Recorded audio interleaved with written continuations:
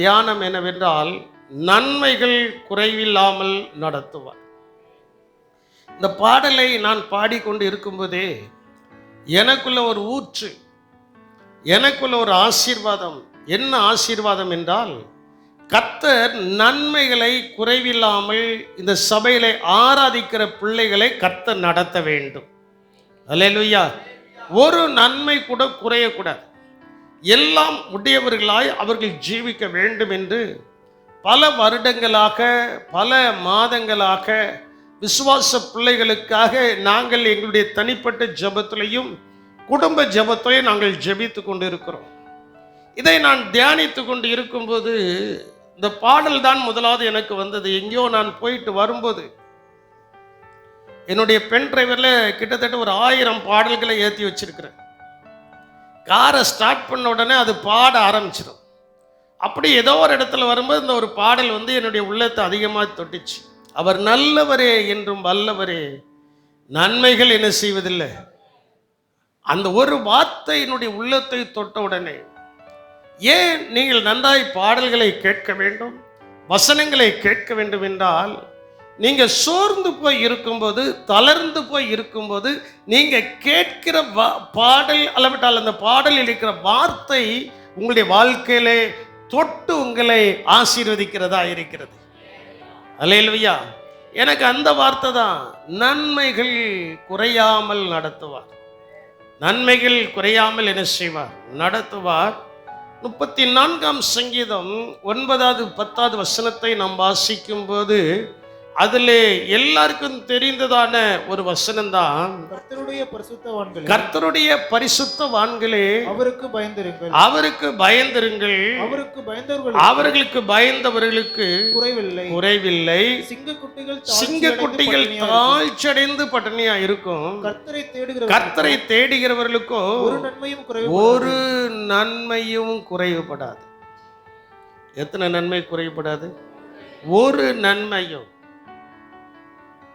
The single goodness, there is no lack.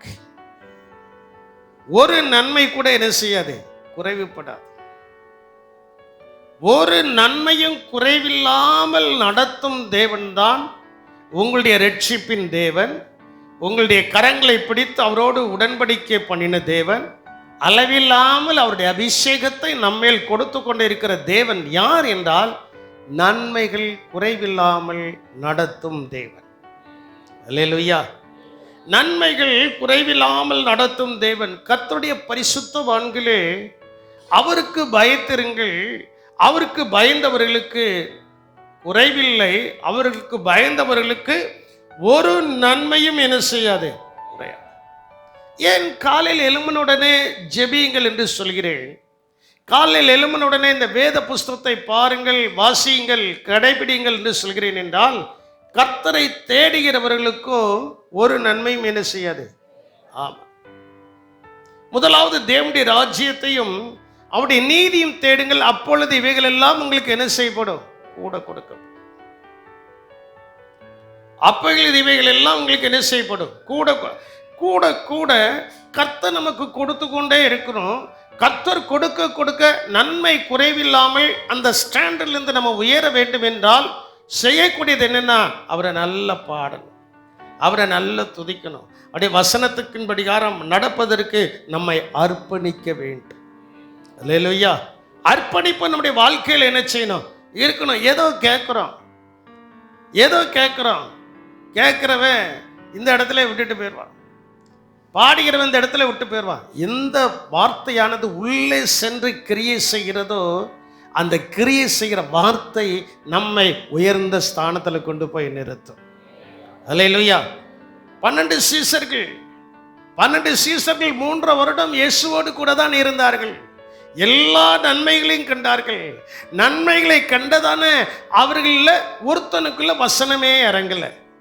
அது யாரு? யூதாஸ் காரியத்துக்குள்ள வசனம் என்ன செய்யல, இறங்கவே இல்லை. அவருடைய முடிவை நீங்கள் பார்த்திருக்கிறீர்கள். மீதி 11 பேரும் உலகத்தின் பல இடங்களுக்கு சென்று தேவ வார்த்தையை சொல்லி ரட்சிப்புக்கு காரணமாக இருந்தார்கள்.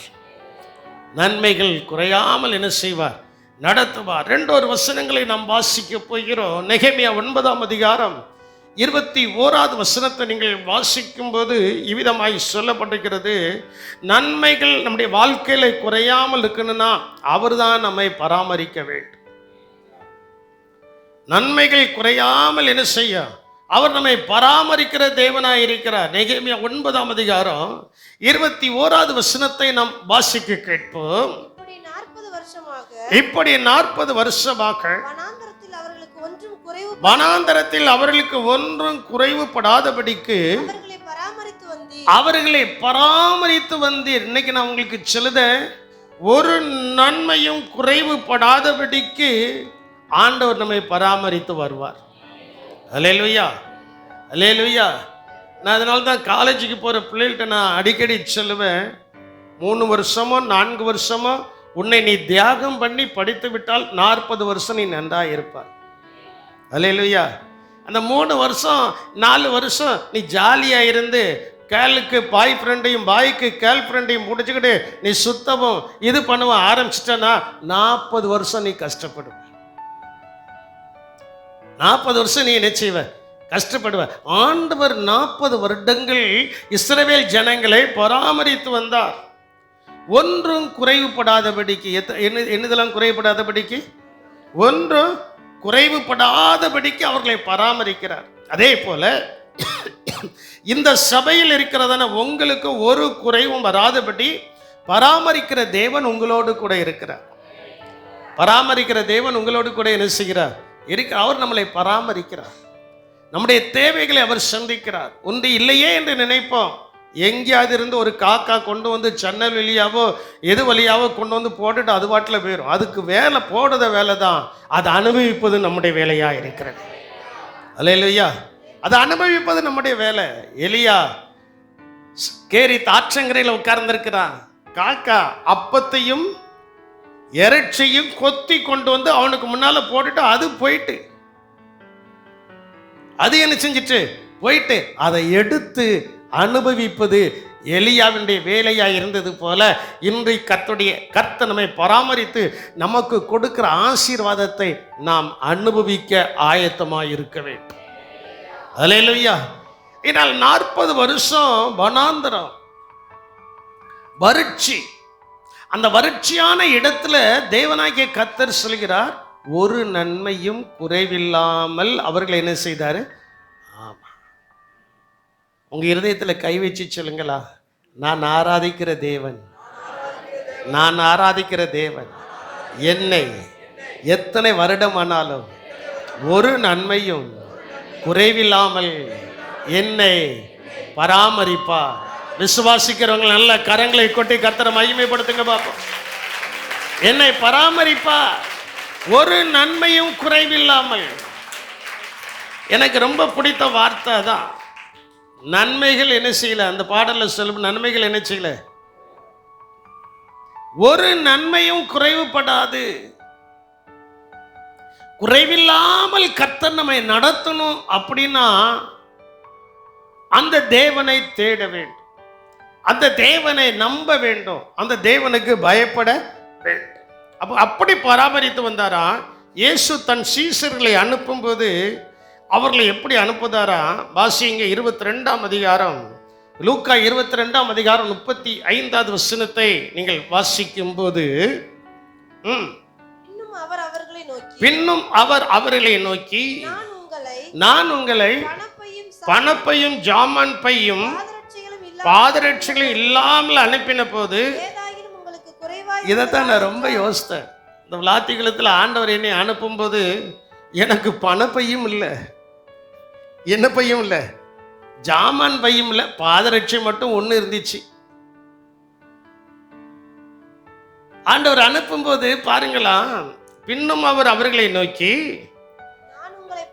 நான் உங்களை பணப்பையும் ஜாமான் பையும் பாதரட்சியும் இல்லாமல் அனுப்பின போது ஏதாயிலும் உங்களுக்கு குறைவு இருந்ததா என்றார். அவர்கள் வாயை திறந்து சொல்றாங்க, அவங்க எங்களுக்கு ஒன்றும். நீங்க அதை அறிக்கை செய்யணும். நீங்க அதை என்ன செய்யணும்? அறிக்கை செய்யணும். அடிக்கடி அறிக்கை செய்யணும். எசப்பா நீர் என்னை தெரிந்து கொண்டீர், இதுவரைக்கும் ஒன்றும் குறைவில்லாமல் நடத்துகிறீர். இதுவரைக்கும் குறைவு இருக்கத்தான் செய்து நீங்க அறிக்கை செய்ய என்னன்னா அந்த குறைவுகள் நிறைவாய் மாற்றப்படும். இந்த மாதத்தில் அது ஒரு வாக்குத்தத்தமா நீங்க எடுத்துடுங்களா. அறிக்கை செய்யணும், அறிக்கை செய்ய. ரோமர் 10ஆம் அதிகாரம் 9வது 10வது வசனம் என்று நினைக்கிறேன். ரட்சிப்பு எப்பொழுது உண்டாகிறது என்று சொல்லப்பட்டிருக்கிறது. நாம் அறிக்கை செய்ய இந்த வசனத்தை வாசியுமா. என்னவென்றால் கர்த்தராகிய இயேசுவை நீ உன் வாயினாலே அறிக்கை செய்து தேவன் அவரை மரித்தோரிலிருந்து எழுப்பினார் என்று தன் இருதயத்தில் விசுவாசித்தால் ரட்சிக்கப்படும். அப்போ பாருங்க, இயேசு சொல்கிறார் ரட்சிப்பு என்பது வெறும் பாவத்திலிருந்து மட்டுமல்ல, அது உண்மைதான். ஆனால் சாபங்களிலிருந்து நமக்கு ஒரு ரட்சிப்பு என்ன செய்யணும், வரணும். அதற்கு நாம் செய்யக்கூடியது என்ன, இயேசுவை என்ன செய்யணும், சொல்ல மாட்டேங்களே, அறிக்கை செய்யணும். விசுவாசத்துக்கு தான் வந்துட்டோமே, விசுவாசித்து இப்போ பேழைக்குள்ள வந்தாச்சு. இனி நாம் செய்யக்கூடியதுன்னா இயேசுவை என்ன செய்யணும், அறிக்கை செய்யணும். ஆண்டவரே எனக்கு ஒரு நன்மையும் குறைவில்லாமல் நடத்தினீரே அப்படின்ட்டு சொல்லும்போது யாராவது பக்கத்துல இருந்து சாத்தான் பக்கத்துல ஏய் உனக்கு என்னென்ன குறைவு இருக்குமா, ஆடா அப்பாலே போ சாத்தானே, எந்த குறைவுகள் எல்லாம் இயேசு எனக்கு நிறைவாய் மாற்றி தருகிறார். அல்லேலூயா. நிறைவாய் என்ன செய்கிறார், மாற்றி தருகிறார். நிறைவாய் கர்த்தர் எனக்கு மாற்றி தருகிறார். அதான் இயேசு சீசுகள் இடத்துல தான் கேட்கிறார், எப்பா உனக்கு நான் ஜாமான் பையும் கொடுக்கல, பணத்தையும் கொடுக்கல. நான் அந்த விளாத்தி விளத்துக்கு வரும்போது எனக்கு யாரும் பணத்தையும் தரல, ஜாமான் பையும் தரல, பாதரட்சிகளையும் என்ன செய்யல தரல, ஈவன் ஒரு சைக்கிள் கூட கிடையாது. சாமுவேல் பிரதருக்கு நன்றாய் தெரியும், ஒரு சைக்கிள் கூட கிடையாது. எங்க போனாலும் நடந்தான் போனோம். கால்கை சுகத்தோடு கூட கர்த்தர்ந்து விளாத்தி குளத்திற்கு என்ன செய்தார், அனுப்ப ஒன்றும் தரல. விசுவாசித்தோம், அறிக்கை செய்தோம். ஆண்டவரே நீரே இந்த ஊழியத்திற்கு என்னை அனுப்பினபடியால் உமக்கு ஸ்தோத்திரம் சொல்லி அறிக்கை செய்ய இல்லாதவர்களை இருக்கிறவர்களை போல் அழைக்கிறதான தேவன் எல்லாவற்றையும் சமயம் வரும்போது கொடுக்க ஆரம்பித்தார். அல்லேலூயா.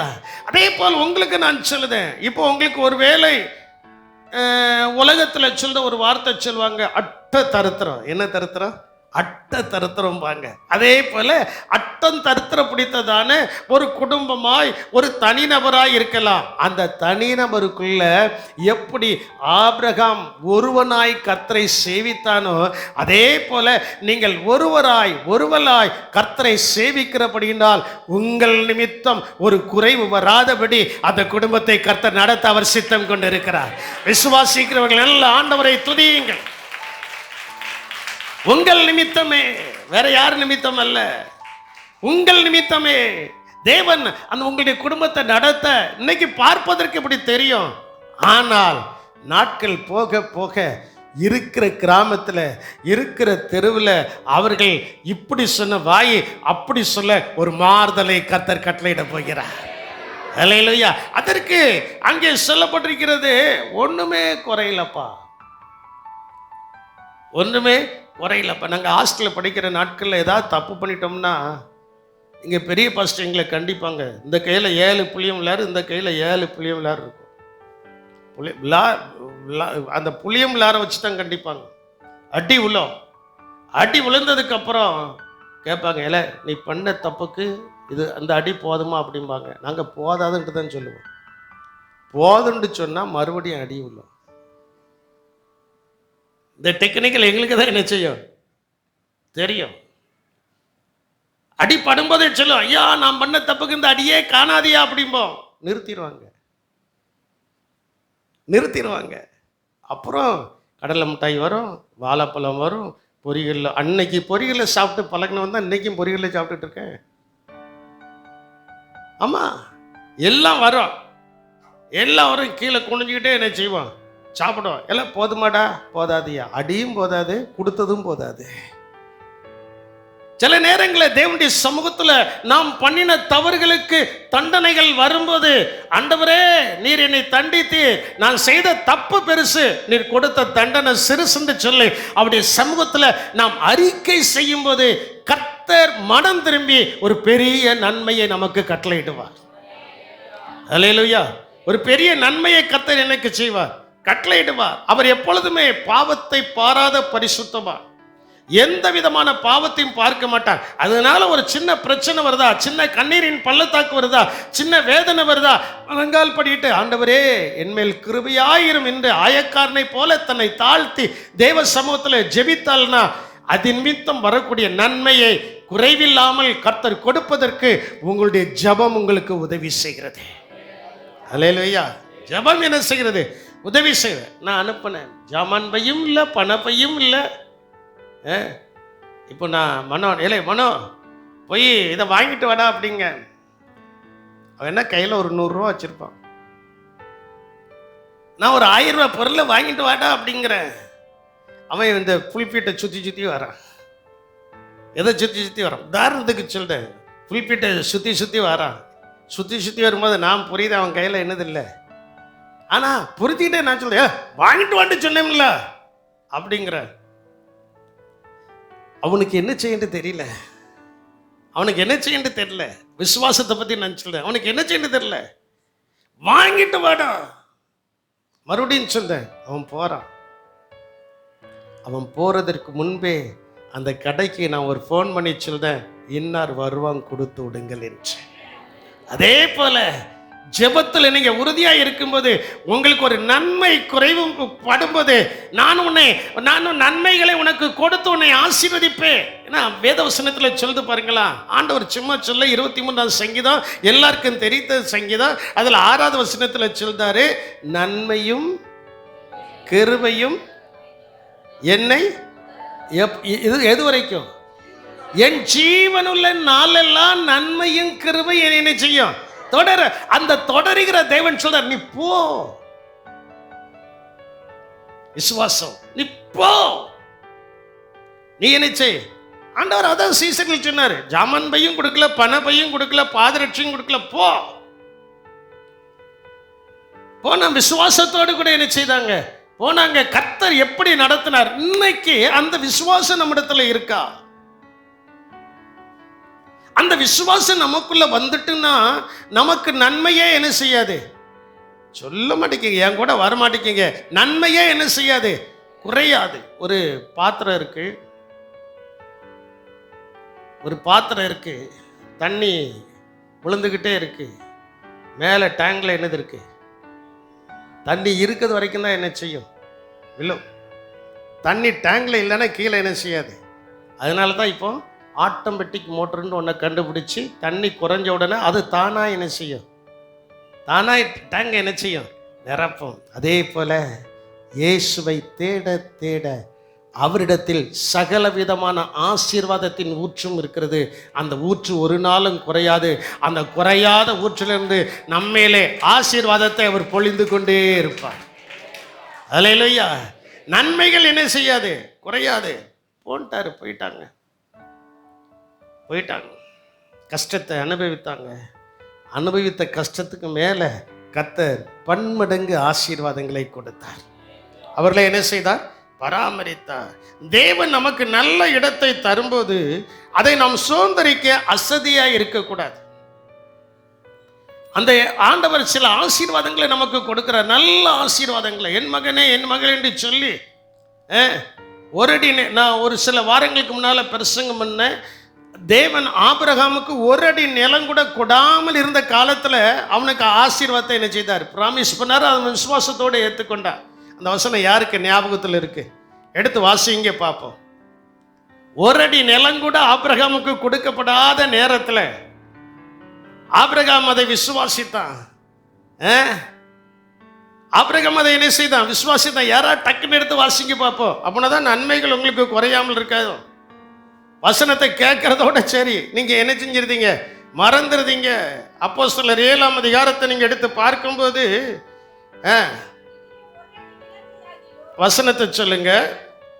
5வது வசனம், 7ஆம் அதிகாரம் 5வது வசனம். இதிலே 1 அடி நிலத்தை ஆகிலும் அவனுடைய கையாட்சிக்கு கொடாமல் இருக்கையில், அதாங்க தேவனுடைய ஆசீர்வாதம். எத்தனை அடி நிலத்தை அந்த ஆண்டவர் சொல்ற, நீ எழும்பி போ, நீ அது பாரு, நீ அதை சுதந்திரித்துக் கொள்வாய். இன்னைக்கு ஆண்டவர் அதான் சொல்றாரு. நம்முடைய அசதியும் நம்முடைய சோர்வும் தான் பல ஆசீர்வாதங்களை நாம் சுதந்திரிப்பதற்கு இடையூறுதலாக இருக்கிறது. நீங்க எந்த அளவுக்கு என்னை புரிதீங்களோ எனக்கு தெரியாது. நானும் உங்களை மாதிரி கஷ்டப்பட்டு ஒன்று இல்லாமல் இருந்து வந்து தான் இந்த இடத்துல நிற்கிறேன். இன்னைக்கு ஆண்டவர் ஆசீர்வதித்திருக்கிறார், இன்னும் ஆசீர்வதிப்பார். அல்லேலூயா. இன்னும் என்ன செய்வார்? ஆசீர்வதிப்பார். பாருங்களா, ஒரு வசனத்தை கூட நீங்கள் வாசியுங்கள். நியாயாதிபதிகளின் புஸ்தகம் 18ஆம் அதிகாரம் 9வது 10வது வசனத்தை நீங்கள் வாசிக்கும் போது அங்கே சொல்லப்பட்டிருக்கிறது, அதற்கு அவர்கள் எலும்புகள் அவர்களுக்கு விரோதமாய் போவோம் வாருங்கள், அந்த தேசத்தை பார்த்தோம், அது மிகவும் நன்றாய் இருந்தது, நீங்கள் சும்மா இருப்பீர்களா, அந்த தேசத்தை சுதந்திரித்துக் கொள்ளும்படி புறப்பட்டு போக. எந்த மட்டும்தான் நம்ம சப்பானியா கடக்க முடியும்? இப்ப சொல்லுங்க. ஆண்டவர் அதான் சொல்றாரு, நன்மை குறையாமல் இருக்கணும்னா எழுந்து சுதந்திரிக்க போகணும். எழுந்து என்ன செய்யணும்? கிதியோனிடத்தில் ஆண்டவர் சொல்றாரு, போப்பா மீதியானியரை உன் கையில கொடுப்பேன். அவன் உட்கார்ந்து புலம்ப நம்ம வாழ்க்கையே அதுதான். அவன் உட்கார்ந்து ஆண்டவரே, இஸ்ரவேலில் எல்லாம் நான் சின்ன குடும்பம், சிறியவன் அப்படின்ட்டு புலம்ப ஆரம்பித்தான்.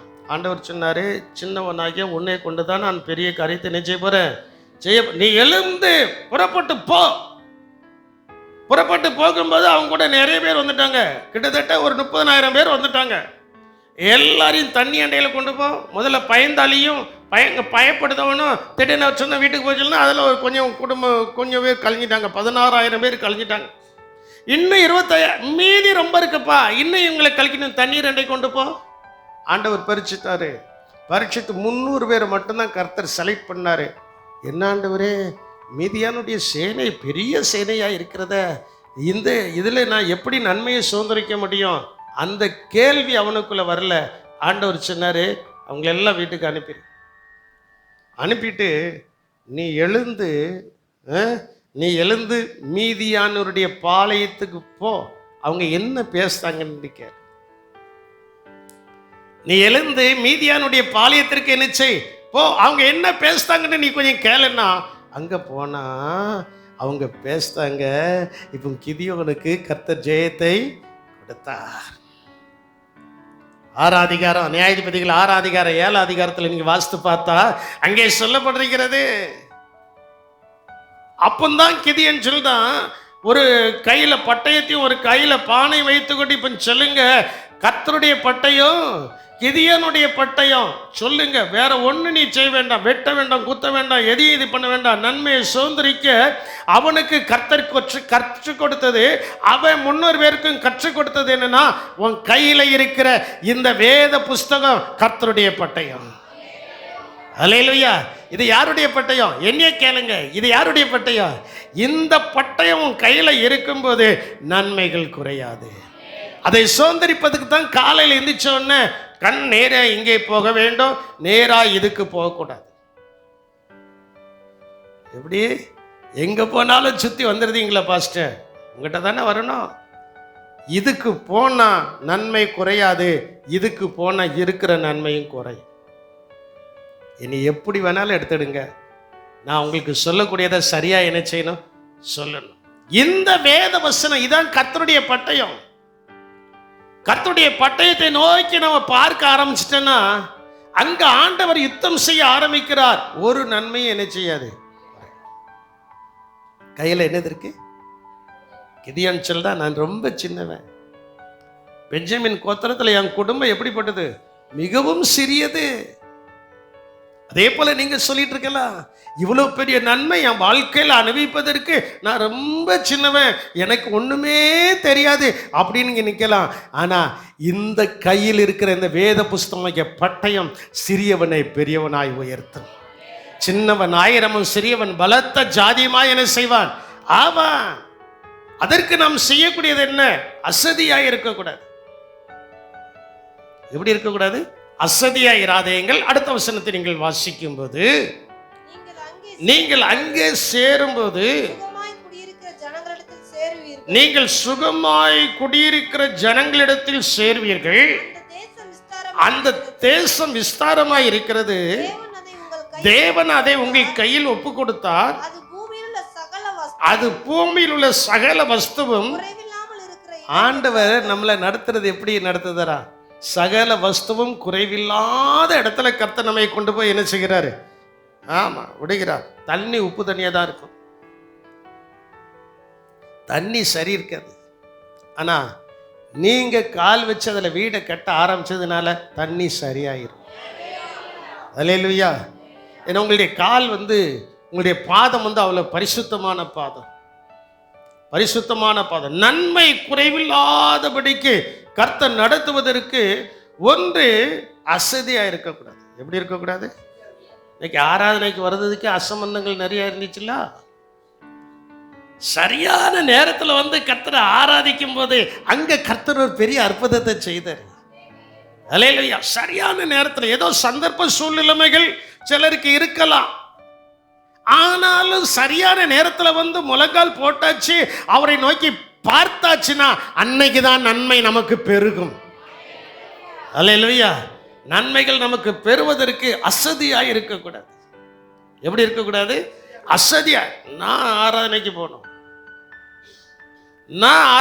போகணும், நான் 9 மணி பஸ்ஸை பிடிக்கணும்னா 9:05 போனா அந்த பஸ் உங்களுக்காக நிற்குமா? நிற்காது. அதே போல 9:30 ஆராதனை. நாம் வருவதற்கு முன்பு நம்மை ஆசீர்வதிக்கும் தேவன் இந்த இடத்தில் நிற்கிறார். அவர் முதல்ல வந்தவங்களை எந்த நேரத்தில் யாரை எப்படி ஆசீர்வதிப்பாருன்னு நமக்கு தெரியாது.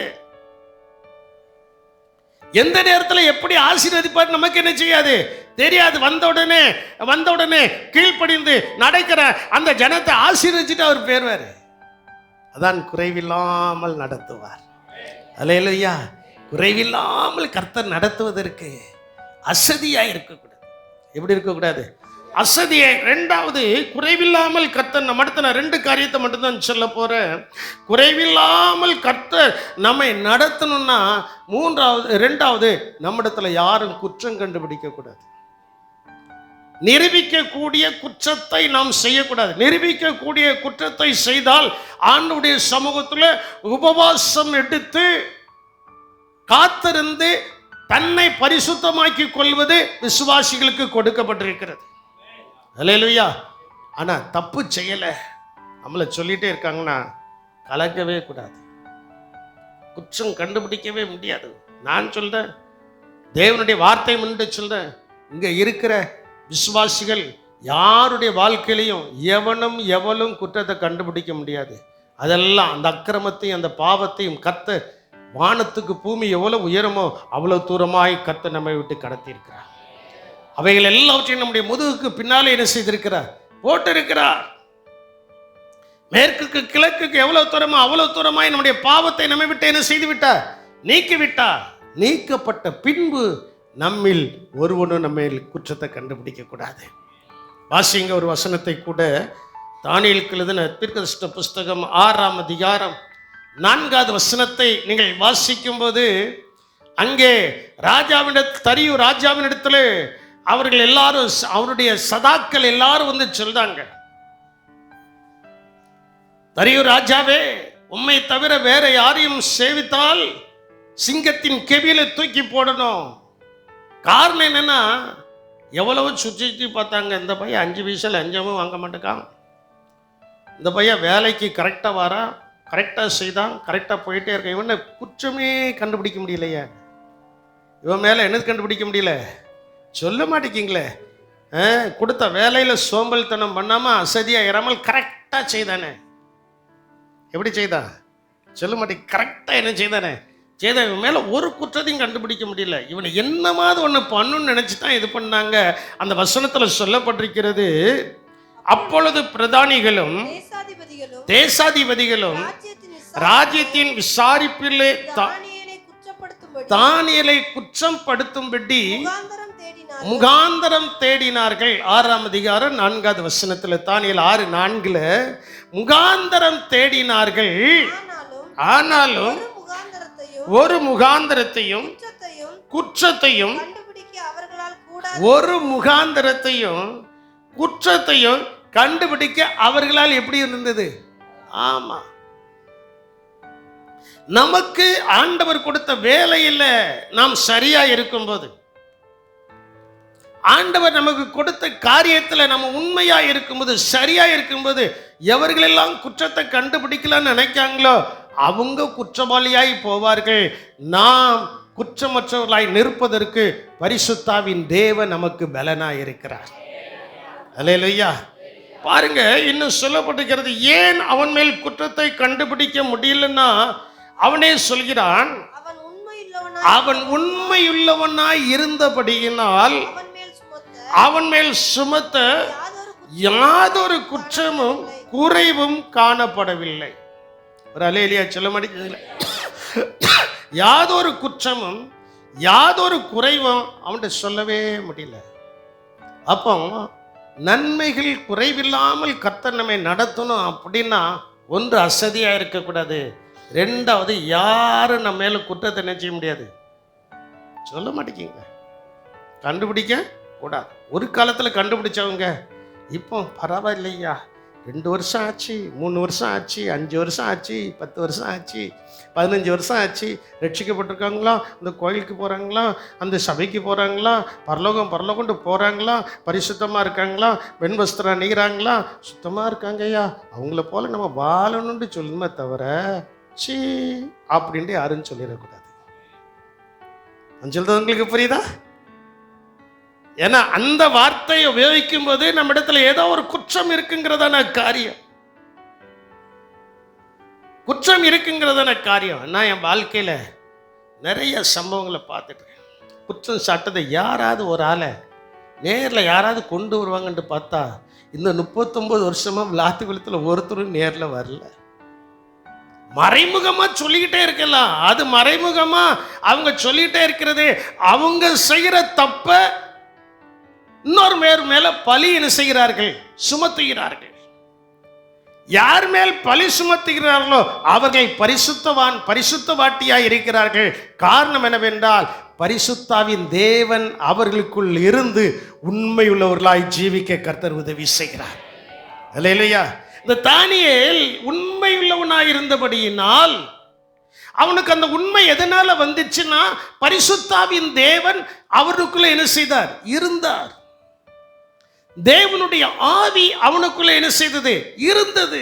என் அன்பு தேவனுடைய ஜனமே, தேவனுடைய பிள்ளைகளே, நன்மை குறைவில்லாமல் நம்முடைய வாழ்க்கையில கர்த்தர் நம்மை நடத்தணும்னா, ஒன்று அசதியா இருக்கக்கூடாது, ரெண்டாவது யாரும் நம்ம இடத்துல குற்றம் கண்டுபிடிக்க முடியாது. இயேசுநாதர் நம்ம இடத்துல குற்றம் கண்டுபிடிக்கவே மாட்டார். இயேசுநாதர் நம்முடைய இடத்துல குற்றத்தை என்ன செய்ய மாட்டார். கைமையுமா பிடிச்சிட்டோம், நடுவில் கொண்டு வந்து நிறுத்தியாச்சு, வசனத்தையும் சொல்லியாச்சு. இயேசுநாதர் சொன்னார், முதலில் உங்களில் பாவமில்லாதவன் கல்லெறிய வேண்டும். எல்லாரும் மனசுல சூடுபட்டவர்களாய் குத்துண்டவர்களாய் எல்லாரும் போயிட்டாங்க. நடுவில் இந்த ஸ்திரீ மட்டும் நிற்கிறார். ஏசு அவளை பார்த்து சொன்னதான ஒரே ஒரு வார்த்தை, இனி பாவம் செய்ய நீ பரிசுத்தமாக்கப்பட்டு விட்டாள். அல்லேலூயா.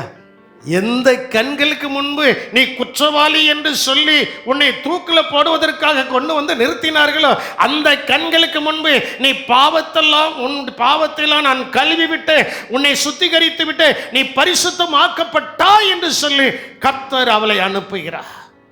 அதே போலதான் ஒருவேளை குற்றத்தை கண்டுபிடிக்கிறதான அத்தனை கண்களும் நம்முடைய குற்றத்தை பார்த்துக்கிட்டே இருக்கா. எங்கே போகிறேன், எங்கே போகிறேன், எப்படி வரேன், எப்படி செய்தா, என்ன செய்தா, என்ன என்ன என்ன என்ன என்னன்னு சுற்றிக்கிட்டே இருக்கலாம். கண்ணு சுற்றிக்கிட்டே இருக்கலாம். அத்தனை கண்களுக்கு முன்பு நாம் இன்னைக்கு சிக்காமல் இருக்கிறோம் என்று சொன்னால், அது வேடன் கையில் தப்புன ஒரு குருவியை போல இருக்கிறது. அல்லேலூயா. அவருடைய பற்களுக்கு இரையாக நம்மை ஒப்புக்கூடாத தேவனுக்கு ஸ்தோத்திர பலிகளை நாம் ஏறெடுக்க வேண்டும். நன்றி பலிகளை நாம் மனதார என்ன செய்யணும், ஏறெடுக்கணும். 1 அசதியாயிராதீங்கள், 2 குற்றம் கண்டுபிடிக்க இடம் கொடாதீர்கள்.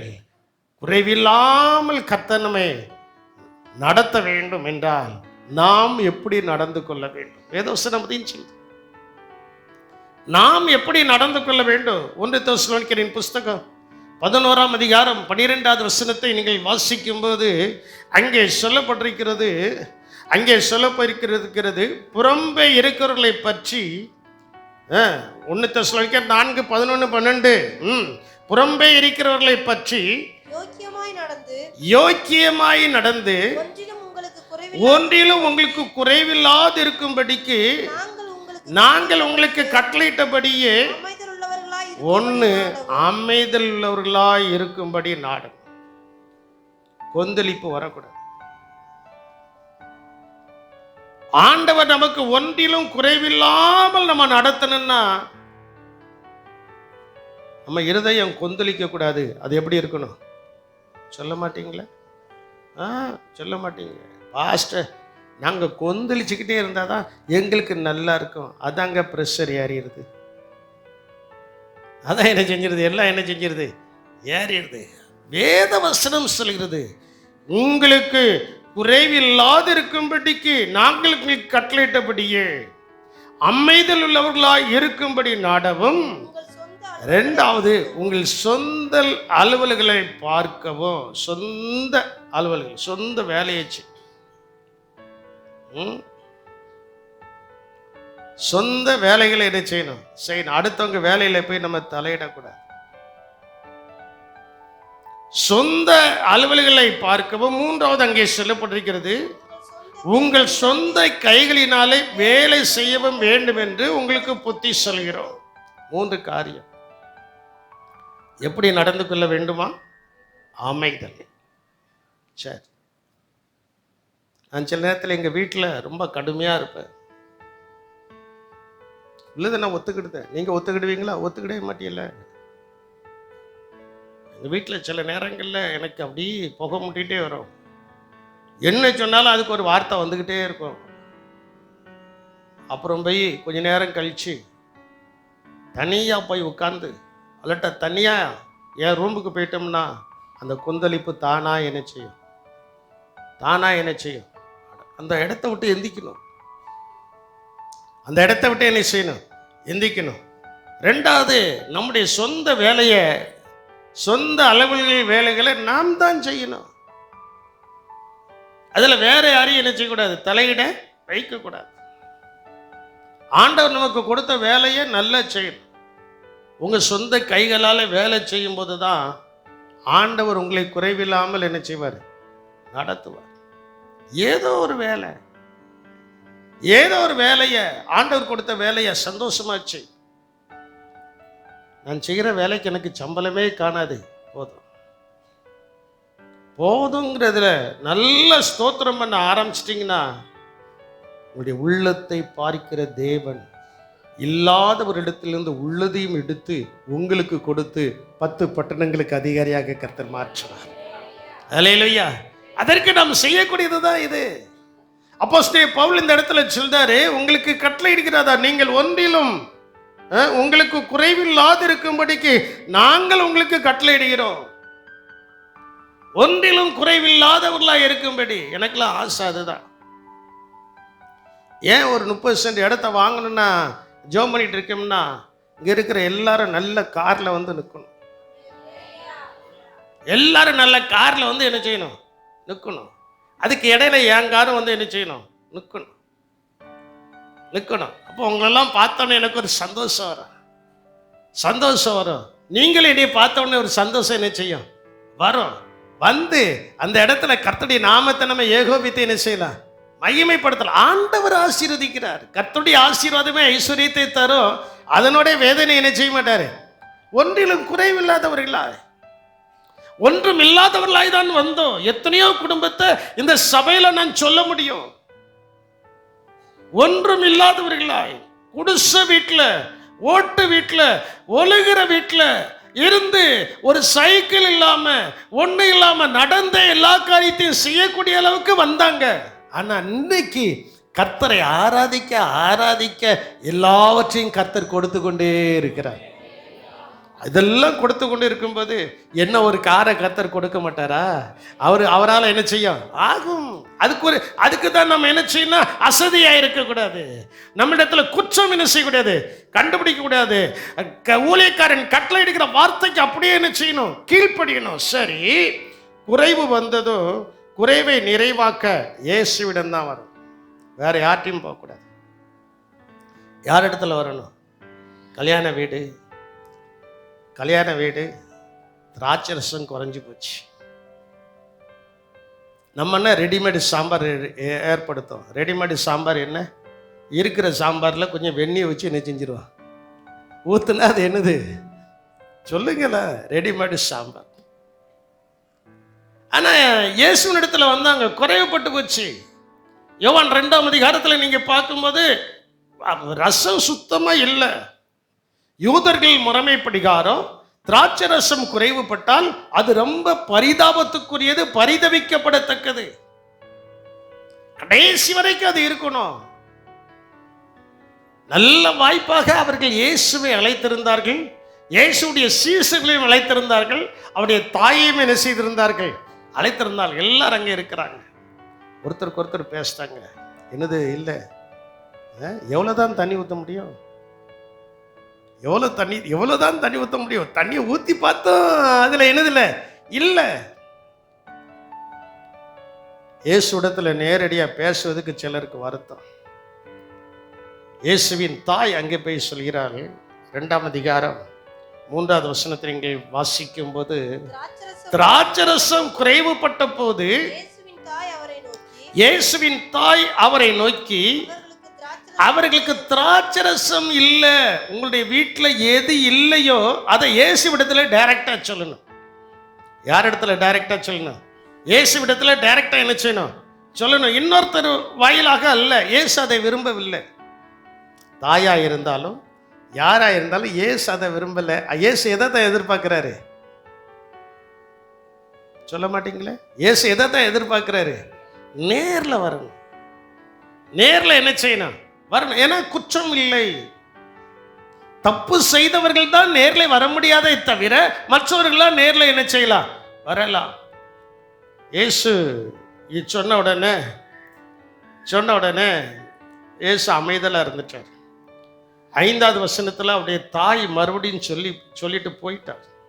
இனி இங்க நின்னா நமக்கு கதை கந்தல். சில நேரங்களில் சில காரியத்தை டீல் பண்ணும்போது இதில் நின்னோம்னா நம்ம கதை கந்தல் அப்படின்ட்டு சத்தம் கட்டாமல் போயிடணும். நின்னாச்சுன்னா வாங்கி தான் என்ன செய்யணும், எப்படி நான் சொல்றது இப்படிதான், நின்னாச்சுன்னா என்ன செய்யணும், வாங்கி தான் என்ன செய்யணும், கட்டணும். வாங்கி கட்டாமல் இயேசுவின் தாய் சொல்லிட்டு போயிட்டா. 5வது வசனத்தை நீங்கள் வாசிக்கும் போது, அவருடைய தாய் வேலைக்காரரை நோக்கி, அவர் உங்களுக்கு என்ன சொல்கிறாரோ அதன்படி செய்யுங்கள் என்று பாட்டில் போயிட்டான். இயேசுநாதர் உட்கார்ந்துக்கிட்டே இருக்கிறார். நான் அந்த சம்பவத்தை ரொம்ப சிரிப்போடு கூட வாசிப்பேன் சில நேரங்கள். இயேசுநாதர் அவர் பாட்டில் உட்கார்ந்துட்டே இருக்கிறார். அங்கே ஒருத்தருக்கு ஒருத்தர் பேசிக்கிட்டே இருக்கிறாங்க.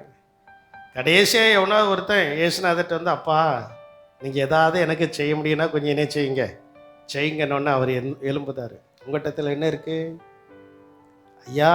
6 கற்சாடி தான் இருக்குது. ஒவ்வொரு கற்சாடி எத்தனை குடம் தண்ணி பிடிக்குமா? ஒவ்வொரு கற்சாடி எத்தனை குடம் தண்ணி பிடிக்குமா? இப்போ 10 லிட்டரு குடத்தை தூக்குறதுக்கு நம்ம பெண்கள் கஷ்டப்படுதாங்க. ஆனால் ஒரு கற்சாடி எத்தனை குடம் தண்ணி பிடிக்குமா? 2-3 குடம் தண்ணி என்ன செய்யுமா, பிடிக்குமா? கற்சாடியெல்லாம் தண்ணியாக்கியாச்சு. இப்போ அவர் கையும் வைக்கல, ஒன்றும் செய்யலை. அவருடைய பிரசன்ஸ், அவருடைய சமூகம், அவருடைய பார்வை அந்த தண்ணியில் விழுந்துச்சு. அந்த தண்ணி ரத்தமாய் மாறிட்டு, ரசமாய் என்ன செய்துச்சு, மாறிட்டு. மாறின உடனே எப்பொழுதுமே பந்தி பரிமாறுறவங்க முதலையும் கொஞ்சம் டேஸ்ட் பார்ப்பாங்க, அப்புறம் இடையிலையும் கொஞ்சம் என்ன செய்வாங்க, டேஸ்ட் பார்த்துட்டு சொல்லே, முந்தின ரசத்தை காட்டிலும் பிந்தின ரசம் எப்படி இருக்கு, ருசியாக இருக்க. இது எங்கேருந்து வந்துச்சு? இது எங்கேருந்து வரல. இல்லைன்ட்டு ஏசப்பாட்ட போய் சொன்னோம். ஏசப்பா தண்ணியை தான் நிரப்ப சொன்னார். அவர் எந்திரிச்சு வந்து தொட்டதாகவும் வேதாகமத்தில் என்ன செய்யலை, எழுதலை. அதனால தான் அதை அடிக்கடி நான் யோசிக்கிறது உண்டு. அவருடைய சமூகம் அவருடைய பார்வை அதுல விழுந்தது, அது மாறிடுச்சு. அதே போல நம்முடைய வாழ்க்கையில இருக்கிற குறைவுகள் நன்மை குறைவில்லாமல் நமக்கு வரணும்னா அவருடைய பிரசன்னம், அவருடைய பார்வை நம்ம மேல விழுந்துட்டுனா அன்னைக்கு தான் நமக்கு ஆசீர்வாதங்கள் வரும். விசுவாசிக்கிறவர்கள் நல்ல கரங்களை கொட்டி கர்த்தரை மகிமைப்படுத்துங்கள் பார்ப்போம்.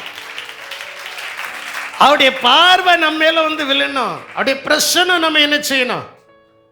எல்லாரும் பாவம் செய்து பொன்குட்டியை வணங்கி பெரிய பாவத்தை செஞ்சிட்டாங்க. மோசே மட்டும் ஆண்டவருடைய சமூகத்தில் விழுந்து கிடக்கிறான். ஆண்டவரே, நீர் எங்களோடு கூட வரலன்னா எங்களுக்கு எல்லாம் குறைவுபட்டுரும், நீர் எங்களோடு கூட வரணும். நான் அவன் கூட வருவேன் ஆண்டவர் அவருடைய சமூகத்தை முன்னாலே அனுப்பினார்.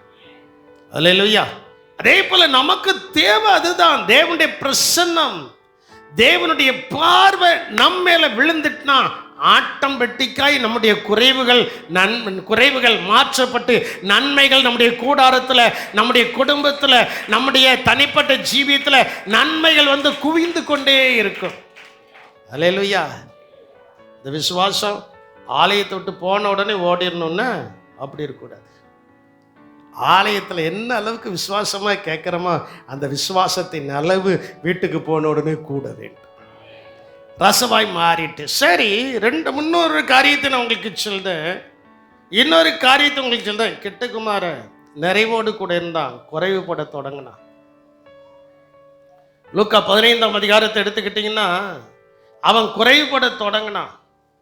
குறைபட தொடங்கி சாப்பிடக்கூடாத ஆகாரத்தில் சாப்பிட்டு அப்படி கிடக்கும்போது அந்த குறைவுகள் எனக்கு மாற்றப்பட வேண்டும், எனக்கு ஒரு நிறைவு வர வேண்டும்னா நான் என்ன சென்று கேட்கும்போது அவனுடைய புத்தி தெளிய ஆரம்பித்தது. அவனுடைய புத்தி என்ன செய்தது? தெளிய ஆரம்பித்தது. 14வது வசனத்தை நீங்கள் வாசிக்கும் போது எல்லாவற்றையும் அவன் செலவழித்த பின்பு அந்த தேசத்திலே கொடிய பஞ்சம் உண்டாயிற்று. அப்பொழுது அவன் குறைவுபட தொடங்கி, உங்க வாழ்க்கையில ஏதாவது குறைவுபட தொடங்குதுன்னா உடனே உங்களுடைய புத்தி தெளிய வேண்டும். வசனம் அப்படி இருக்கு, நான் உங்களுக்கு சொல்ல போறேன். இவனுக்கு என்ன செய்ததா? குறைவு பட்டிச்சு, குறைவுபட தொடங்கி. அவள் தொடர்ந்து வாசியுமா. அந்த தேசத்து குடிகளில் ஒருவனிடத்தில் போய் ஒட்டி கொண்டான். சரி, அது இருக்கட்டும். 17வது வசனத்தை நீங்கள் வாசிக்கும் போது பாருங்க, அவனுக்கு சொல்லுங்க, உங்க வாழ்க்கையில குறைவு வருதுன்னா ஆண்டவர் இப்போ சொல்றாரு, நீ கொஞ்சம் உன் புத்தியை தெளிவுபடுத்து. எதை தெளிவுபடுத்து? அந்த வசனத்தில் அப்படிதான் இருக்கு. 17வது வசனத்துல அவனுக்கு புத்தி தெளிந்த பின்பு அவன், என் தகப்பனுடைய கூலிக்காரர் எத்தனையோ பேருக்கு பூர்த்தியான சாப்பாடு இருக்கிறது, நானோ பசியினால் நினைச்சுக்கிறேன் சாயிரேனே. புத்தி தெளிந்துச்சு.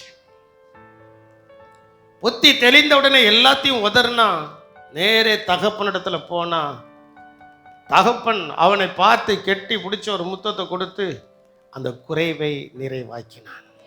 அதே போல நம்முடைய பரம தகப்பன் இரட்சகராகிய இயேசு கிறிஸ்து, அவர் நம்மை பார்த்து கொண்டே இருக்கிறார்.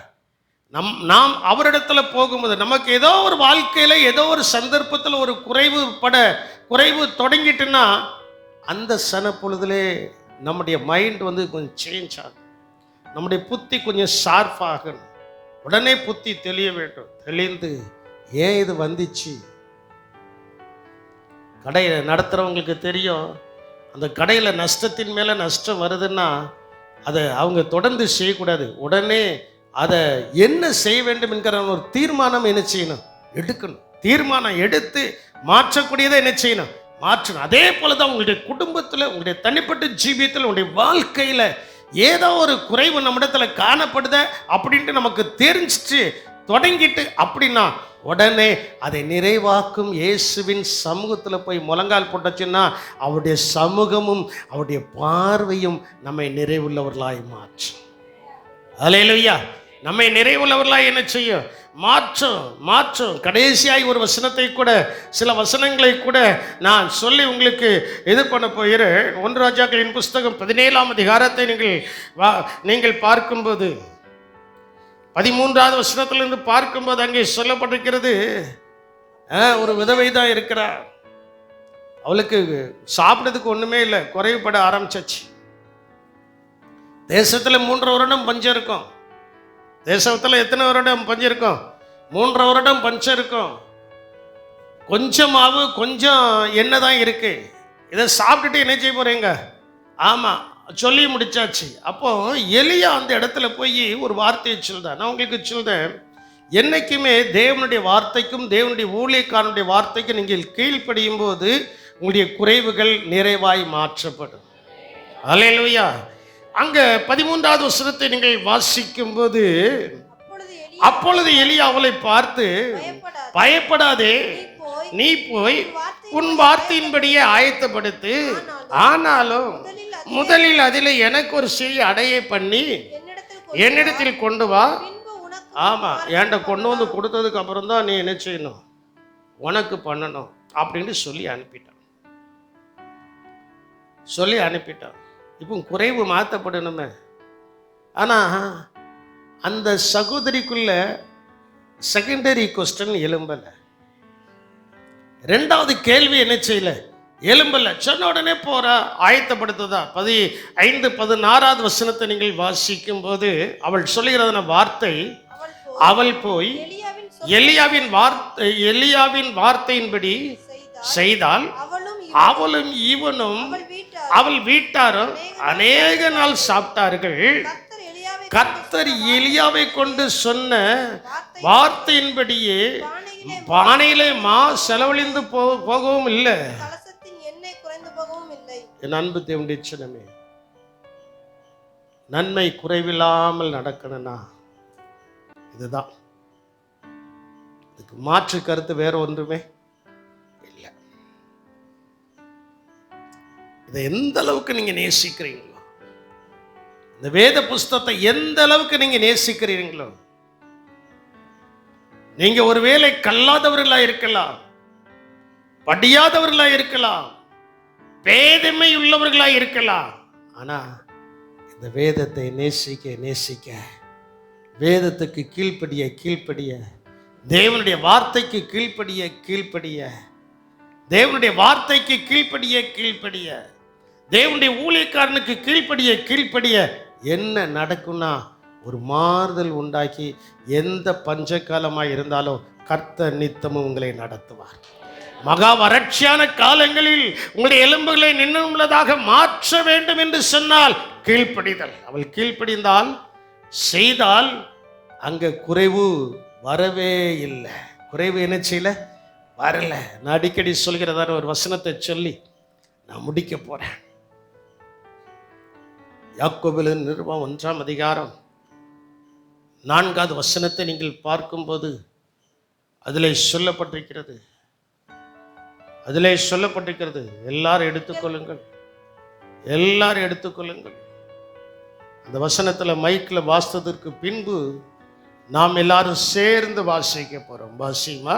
நீங்கள் ஒன்றிலும் குறைவுள்ளவர்களாய் இராமல் பூரணராயும் நிறைவுள்ளவர்களாயும் இருக்கும்படி பொறுமையானது பூரண கிரியை செய்ய கடவது. நீங்கள் ஒன்றிலும் குறைவுள்ளவர்களாய் இராமல். இது தேவனுடைய வார்த்தை. தேவனுடைய வார்த்தை நம்மில் நிறைவேற வேண்டும் என்றால், தேவன் நமக்கு கொடுத்ததான வார்த்தை நிறைவேற வேண்டும் என்றால், நீங்கள் ஒன்றிலும் குறைவுள்ளவர்களாயிராமல் பூரணராயும் நிறைவுள்ளவர்களாயும் இருக்கும்படி. என் ஜெபம் அதுதான். இந்த வீடுகளுக்கு வந்திருக்கும்போது சில நேரங்களில் அந்த வசனத்தை சொல்லி நான் ஜெபம் பண்ணது, வசனத்தை சொல்லி தான் நான் ஜெபம் பண்ணது. ஏன்னா இருப்பிடத்தை யார் வீட்லையும் சொல்ல மாட்டேன். இன்னைக்கு இருப்பிடத்தை உங்களுக்கு நான் சொல்லிட்டேன். ஊழியர்களாகிய எங்களுடைய ஜெபம் அதுதான். நீங்கள் ஒன்றிலும் குறைவுள்ளவர்களாயிராமல் பூரணராயும் நிறைவுள்ளவர்களாயும் இருக்க வேண்டும் என்றால் பொறுமை உங்களில் கிரியை செய்ய. முழங்கால் படிடுவோமா? ஆண்டுடைய சமூகத்துல